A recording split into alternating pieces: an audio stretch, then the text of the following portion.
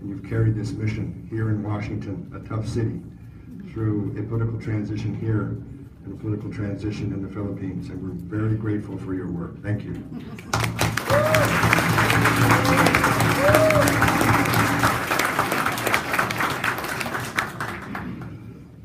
To Representative Scott and Bordalo, thank you for being here today. It's very important for us to have representatives from the legislature, and especially Representative Scott for the work you've done on the friendship between our two great nations.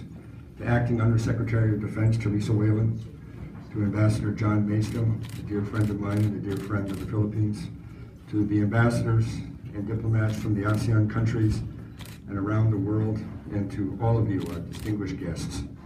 It is a great honor to be here to celebrate the Republic of the Philippines' 119th National Day, also known in the Philippines as the Day of Freedom. If I may, I'd like to open with a brief anecdote.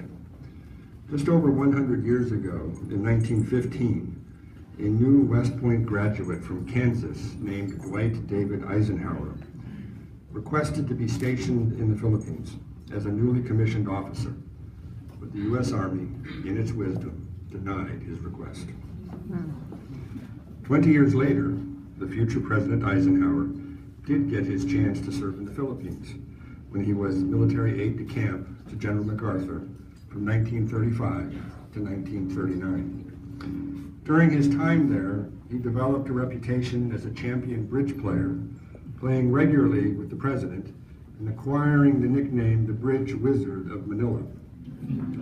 Years later, in 1960, as President Eisenhower returned to the Philippines on one of his final trips abroad and addressed a joint session of the Philippine Congress, he said the following: "Here in the Philippines, my wife and I spent 4 happy years, making friendships that we shall ever cherish. Here our son went to school and grew into young manhood. Here I saw the first beginnings of this republic and worked with men whose vision of greatness for the people of the Philippines has been matched by its realization. Everywhere is inescapable physical evidence of energy and dedication and a surging faith in the future. But of deeper significance is the creation here of a functioning democracy, a sovereign people directing their own destinies, a sovereign people concerned with their responsibilities in the community of nations." In the half-century since President Eisenhower spoke these words, millions of Americans have traveled to and lived in the Philippines and have drawn the same conclusion. And in the intervening decades, Filipinos have had similar experiences in the United States. Millions of Filipinos have settled here and have become part of the rich fabric of American society. We now have over 4 million people of Filipino descent in the United States. They are professionals, athletes, medical workers, Broadway stars, and many thousands who have served with honor and distinction in the United States Armed Forces. The relationship between the United States and the Philippines is so broad and so deep, it goes beyond shared history. It is almost a family relationship. We have celebrated together, we have sacrificed together. Between us, there is a love and an affection that goes well beyond diplomacy and the cold talk of positions and interests.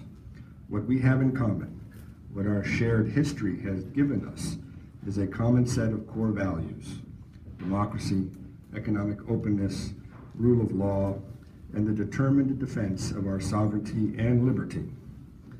As we have been for over half a century, the American and Filipino peoples are united in our commitment to building a safe, secure, and prosperous Asia-Pacific region and wider world. In efforts to combat terrorism and other transnational threats, the United States counts on the Philippines as an able and reliable treaty ally.